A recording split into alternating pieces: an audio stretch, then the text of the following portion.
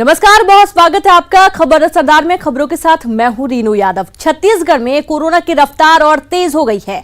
आज 40 corona positive मामले सामने आए हैं। मुंगेली जिले में आज 30 कोरोना पॉजिटिव मामले सामने आए हैं, जहां प्रदेश में एक्टिव मरीजों की संख्या 225, कुल मरीजों की संख्या बढ़कर 292 हो गई है और अब तक 67 मरीजों ने कोरोना को मात दी और कोरोना को मात देकर अपने घर को गए हैं। लेकिन एकाएक फिर से नए मामले सामने आने के बाद प्रशासन में हड़कंप है।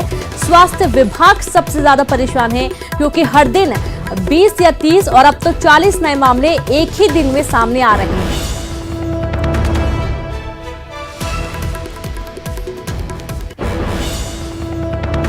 रायपुर से खबर। कोरोना संकट के समय सरकार का बड़ा फैसला। गर्मी छुट्टी के दौरान भी बच्चों को मिलेगा मिड डे मील। बच्चों के घर सरकार पहुंचाएगी मिड डे मील। भारत सरकार की गाइडलाइन के अनुसार स्कूल खुलेगा। सैनिटाइज करने के बाद ही खोला जाएगा स्कूल। स्कूलों में कराया जाएगा सोशल डिस्टेंसिंग का पालन। तो एक बड़ी समस्या जो निम्न वर्गीय परिवार के जो बच्चे होते हैं, जो कि पोषित होने के लिए ज्यादातर स्कूल जाते हैं मिड डे मील खाने के लिए, अब उनके सामने मिड डे मील यदि नहीं मिल पा रहा था तो अब थोड़ी सी एक रियायत रहेगी, क्योंकि मिड डे मील का खाना अब बच्चों के घर तक पहुंचाया जाएगा। इसकी पूरी रूपरेखा तैयार की जा रही है। कोरोना संकट के समय बच्चों का खास ख्याल रखते हुए गर्मी की छुट्टी के दौरान भी बच्चों को मिड डे मील दिया जाएगा।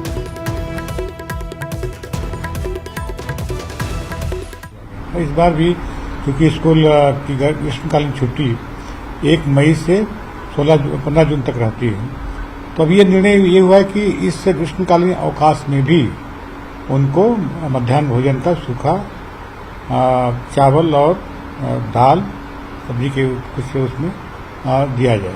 45 दिन का ये होगा, 45 दिन का 1 मई से लेके 15 जून तक।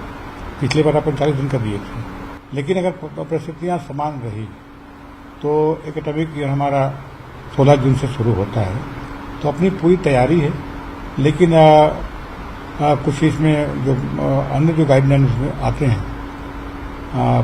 भारत सरकार से कुछ गाइडलाइन उसमें आएंगी, तो उसको देखते हुए आगे बढ़ सकता है। लेकिन हमारी पूरी तैयारी है कि हम जब स्कूल खोलेंगे तो स्कूल को सैनिटाइज करके और बच्चों को डिस्टेंस से बैठाने की व्यवस्था करेंगे।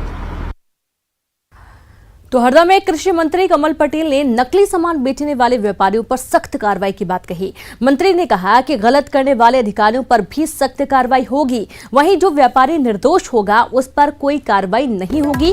पूर्व की कांग्रेस सरकार पर मंत्री ने हमला बोला। उनका कहना था कि शुद्ध के खिलाफ युद्ध पूर्व सरकार का बस दिखावा था। नॉमिनल हम लें और सरकार उनको दें, क्योंकि प्रधानमंत्री जी का सपना है, संकल्प है कि हम किसान की आय 2 गुना करेंगे। तो 2 गुना कब कर सकते हैं? जब हमको 100% को कवर करें, उनको सहायता दें। दूसरा, नकली खाद, नकली बीज, नकली दवाइयों का भंडार इंदौर और हैदराबाद हब है, और इसलिए मैंने मंत्री बनते से ही छापे डलवाना शुरू कर दिए। कांग्रेस ने शुद्ध के लिए युद्ध में 20,000 सैंपलिंग कराई थी, लेकिन सबसे सेटिंग करके उनकी पास करवा दी गई। जो पैसा नहीं देता उसको, उसकी फेल कराई रुकी हुई है। मैंने पूरे विभाग के अधिकारियों से पूछा है कितनी सैंपल कराई, कितनी क्या रिपोर्ट 1-2 दिन में आ जाएगी, फिर मैं उसको सार्वजनिक करूंगा कि किस प्रकार लूटा है व्यापारियों। तो सुना आपने, यहाँ पर कांग्रेस के ऊपर काफी भड़क रहे हैं मंत्री कमल पटेल। और आपको ये भी बता दें कि जिस तरीके से शुद्ध के खिलाफ युद्ध अभियान छेड़ा गया था पूर्ववर्ती सरकार में, कांग्रेस सरकार ने छेड़ा था और उसको उन्होंने दिखावा बताया। न हम खाएंगे न खाने देंगे, मंत्री कमल पटेल का कहना है। जिस वक्त इस मंडियों में देखा जा रहा है कि बड़ी तादाद में गेहूं पहुंच रहे हैं बिक्री के लिए, किसानों की बड़ी लाइनें देखी जा रही हैं और गाँव-गाँव के किसान परेशान है। कहीं ना कहीं उनकी फसल नहीं बिक पा रही इस वजह से। और अधिक जानकारी के साथ संवाददाता प्रवीण सिंह जुड़ गए हैं। प्रवीण, मंत्री कमल जी काफी गुस्सा हो रहे हैं।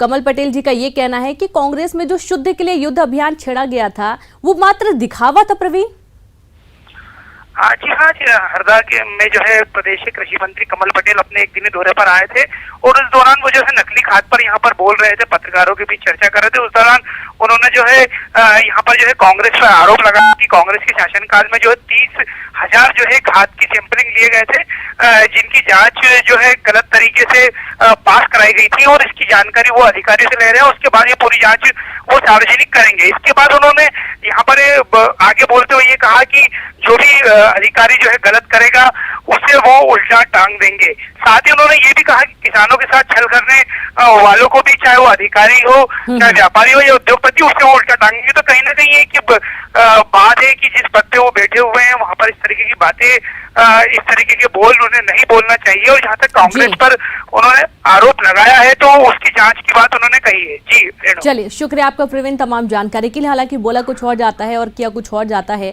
अक्सर ही देखने को मिलता है। लेकिन इस बार जिस तरीके से अधिकारियों के खिलाफ एक आपत्तिजनक भाषा का इस्तेमाल मंत्री कमल पटेल ने किया है, तो कहीं ना कहीं अब इसको लेकर विवाद भी बढ़ रहा है।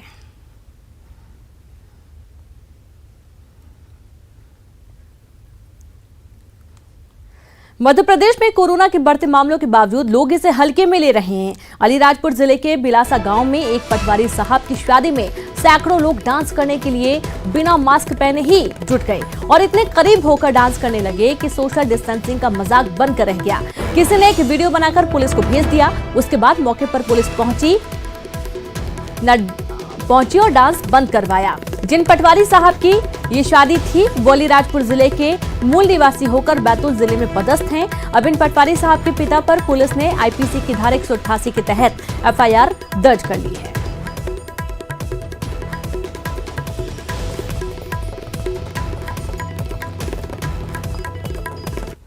ये थाना जोबट अंतर्गत ग्राम बिलासा है।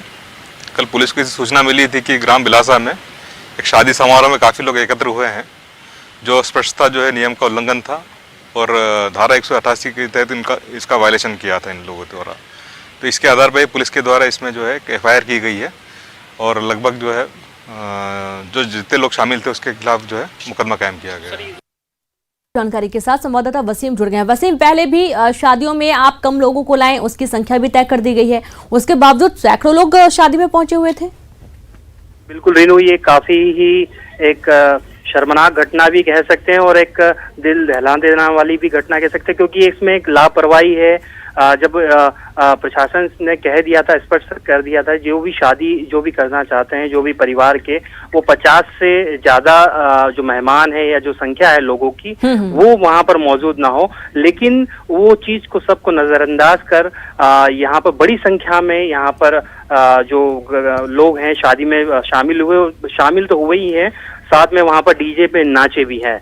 जी बिल्कुल, अब इस पर कार्रवाई भी की गई है। वसीम, ये एक बड़ी बात है और इससे लोगों को देखकर समझना होगा कि शादी ब्याह में भी आपको सोशल डिस्टेंसिंग का पालन करना है, वरना एक बड़ी कार्रवाई भी आपके खिलाफ हो सकती है। शुक्रिया तमाम जानकारी के लिए वसीम।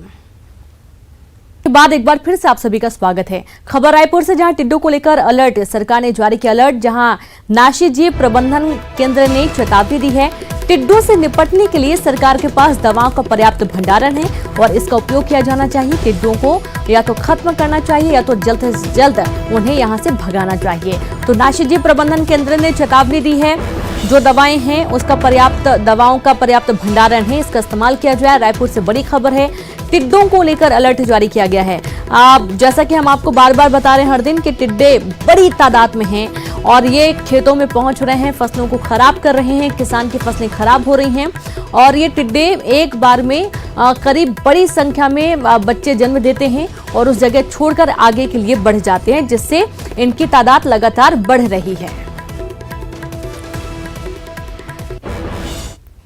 हेयर सैलून संचालकों ने गृह मंत्री नरोत्तम मिश्रा को सौंपा ज्ञापन, आर्थिक मदद और पीपीई किट देने की मांग की गई है। 2 माह से हेयर कटिंग सैलून की दुकानें बंद हैं। आर्थिक तंगी से जूझ रहे व्यापारी संगठन ने गृह मंत्री नरोत्तम मिश्रा को सौंपा ज्ञापन और उन्होंने पीपीई किट मांगी है। उन्होंने आवेदन दिया है कि उन्हें पिछले 2 महीने से दुकानें बंद हैं, आर्थिक तंगी है उनके पास और इसके चलते उन्हें पीपीई किट दिया जाना चाहिए ताकि वो आसानी से अपने दुकान में काम कर सकें और हेयर कट कर सके।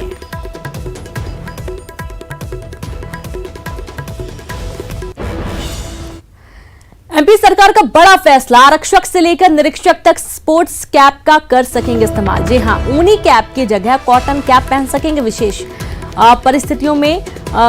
परिस्थितियों के लिए सरकार ने लागू की व्यवस्था, गर्मी और लू से बचने के साथ सैनिटाइज हो सकेंगे नए कैप। तो वहीं गृह मंत्री नरोत्तम मिश्रा ने इसके लिए आदेश जारी कर दिए हैं। शिक्षक से लेकर निरीक्षक तक जो ऊनी बैरेट कैप पहने रहते हैं, मैंने देखा इस गर्मी में भी ऊनी बैरेट कैप वो पहने हैं, तो इसकी जगह कॉटन के स्पोर्ट्स और नीली कैप लगाने का आदेश आज मैंने फाइल पे किया है। अब ये ऊनी कैप गर्मी में जून के महीने में नौतपा में, और दूसरा इसको रख रखाव में भी अगर एक बार भी धुल जाए तो ये अपना सेफ ही खो देती है, इसकी कड़कता चली जाती है, ये अपनी सेफ जो मूल सेफ लगाने का है वो नहीं ले पाता है। ऐसी कई चीजें विसंगतियां इस कैप में थी, तो आज हमने दस्तखत की है कि वो ऊनी बैरेट कैप की जगह कॉटन की स्पोर्ट नीली कैप लगाने के लिए अनुमति। एमपी सरकार का अब तक का सबसे बड़ा रेस्क्यू मजदूरों की घर वापसी के लिए चलाया गया। रेस्क्यू ऑपरेशन एमपी में अब तक 5,33,000 श्रमिक वापस लाए गए। 3,72,000 प्रवासी मजदूरों को बसों से लाया गया। 1,63,000 प्रवासी मजदूर ट्रेन से मध्य प्रदेश पहुंचे। आज 3 ट्रेन प्रवासी मजदूरों को लेकर मध्य प्रदेश में पहुंची। दूसरे राज्यों के श्रमिकों के लिए 750 बसें बॉर्डर पर लगाई गई हैं। 4,15,000 मजदूरों को मध्य प्रदेश की एक सीमा से दूसरी सीमा तक पहुंचाया गया। 1,35,000 श्रमिक आ चुके हैं। इसमें से 5,35,000 में से 3,72,000 बसों से, 1,63,000 ट्रेन से आए। आज भी 3 ट्रेनें आई हैं, कल 4 ट्रेन आएंगी। हमने 750 बसें जो अन्य प्रदेशों से मजदूर आ रहे हैं बॉर्डर पे लगा के रखी है, जो दूसरे प्रदेशों तक पहुंचाएंगी। अभी तक हम 4,15,000 मजदूर दूसरे प्रदेशों के पहुंचा चुके हैं। और ग्वालियर से खबर, जयरोग अस्पताल के अधीक्षक डॉक्टर अशोक मिश्रा ने दिया इस्तीफा। पारिवारिक जिम्मेदारी का हवाला देकर इस्तीफा दिया गया है। पहले भी इस्तीफा दे चुके हैं, इस बार फिर उन्होंने इस्तीफा दिया। 2021 रिटायर्ड होने वाले हैं डॉक्टर अशोक मिश्रा, लेकिन इसके पहले उन्होंने इस्तीफा दिया। इस्तीफा देने का कारण उन्होंने पारिवारिक जिम्मेदारी बताया है।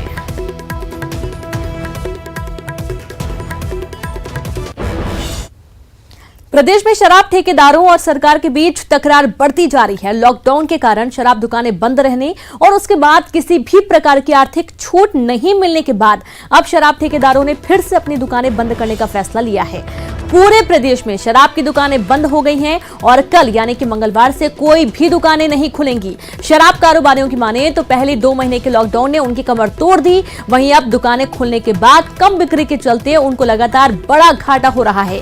लॉकडाउन में शराब की दुकानें तो खुल गई हैं, लेकिन उनकी बिक्री घटकर 30% रह गई है। ऐसे में शराब कारोबारियों को ठेका कीमत निकालना मुश्किल हो रहा है।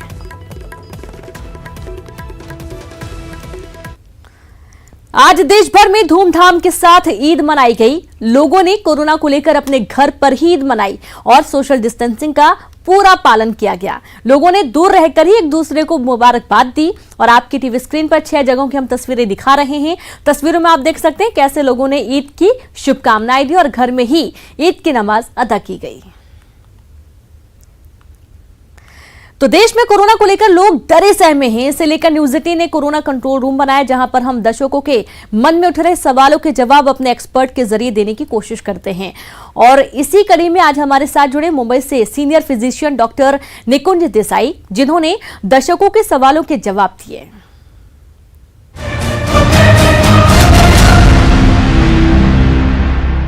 मैं मधुस्मिता उड़ीसा के खोर्धा से बोल रही हूँ। मुझे जानना है कि आइसोलेट या क्वारंटाइन क्यों किया जाता है। मेरा नाम कोमल साहू है, मैं नयापाड़ा राजिम का निवासी हूँ और मेरा सवाल ये है कि क्या आइसोलेट या क्वारंटाइन से संक्रमण नहीं फैलता। मेरा नाम अथर्व पुरोहित है। मेरा एक सवाल था कि आइसोलेट और क्वारंटाइन रहने से क्या कोरोना का संक्रमण नहीं फैलता। मैं अभिजीत सिंह जयपुर से बोल रहा हूँ। मेरा डॉक्टर साहब से सवाल यह है कि कोरोना वायरस के संदिग्ध मरीज को कितने दिनों तक आइसोलेशन या क्वारंटाइन किया जाता है। जनरली आइसोलेशन हो या क्वारंटाइन हो, जनरली 14 डेज मतलब 14 दिनों के लिए आइसोलेट या क्वारंटाइन किया जाता है, क्योंकि जो कोरोना वायरस का जो चेप लगता है उसका जो इंक्यूबेशन पीरियड होता है वो 2 दिन से लेके 14 दिन तक होता है। तो 14 दिन तक आइसोलेट या क्वारंटाइन करने से बाद में दूसरे को चेप लगने की संभावना बहुत ही कम हो जाती है। तो 14 दिन के लिए वो किया जाता है।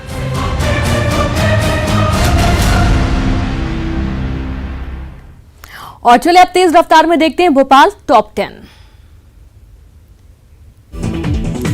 कैबिनेट विस्तार की अटकलों के बीच सीएम शिवराज सिंह चौहान ने राज्यपाल से मुलाकात की। राज्यपाल के साथ सीएम की मुलाकात करीब 45 मिनट तक चली। मुख्यमंत्री शिवराज सिंह चौहान ने प्रदेश के किसानों के साथ संवाद किया और इस दौरान उन्होंने गेहूं खरीदी और किसानों को दी गई सुविधाओं का जिक्र किया। प्रदेश में उपचुनाव की रणनीति बननी शुरू हो गई है। बीजेपी प्रदेश अध्यक्ष वीडी शर्मा से पूर्व मंत्री अनूप मिश्रा ने मुलाकात की। मुलाकात के बाद अनूप मिश्रा ने कहा कि पार्टी में कोई असंतोष नहीं है। अनूप मिश्रा ने कहा कि सिंधिया के आने से पार्टी और मजबूत होगी।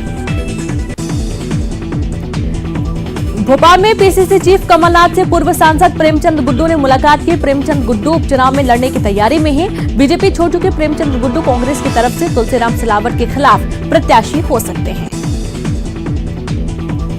राजभवन कैंपस में रहने वाले युवक कोरोना पॉजिटिव पाया गया। कोरोना मरीज के पिता राजभवन में काम करते हैं। मरीज के पिता का अभी सैंपल नहीं लिया गया है। भोपाल के चिरायु अस्पताल से स्वस्थ होकर 20 मरीज कोरोना मरीज डिस्चार्ज हुए। डिस्चार्ज हुए लोगों में बच्चे भी शामिल हैं। भोपाल में होम्योपैथिक इलाज से कोरोना के 6 और मरीज ठीक हो गए हैं। रिपोर्ट नेगेटिव आने के बाद इन्हें अस्पताल से डिस्चार्ज कर दिया गया। इनमें 2 बच्चे भी शामिल हैं। 2 महीने बाद फिर शुरू हुई विमान सेवाएं। भोपाल से फिलहाल 5 फ्लाइट्स उड़ान भरेंगी। एमपी में अब आरक्षक से लेकर निरीक्षक तक स्पोर्ट्स कैप का इस्तेमाल कर सकेंगे। गृह मंत्री नरोत्तम मिश्रा ने इसके लिए आदेश जारी किए हैं। पुलिसकर्मी उन्हीं कैप की जगह कॉटन कैप पहन सकेंगे। गर्मी और लू से बचने के साथ नए कैप सैनिटाइज किए जा सकते हैं। आज से नौतपा की शुरुआत हो गई है। नौतपा के पहले ही दिन भोपाल तपने लगा है।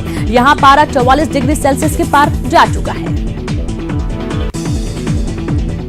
और इसी के साथ इस बुलेटिन में इतना ही। नमस्कार।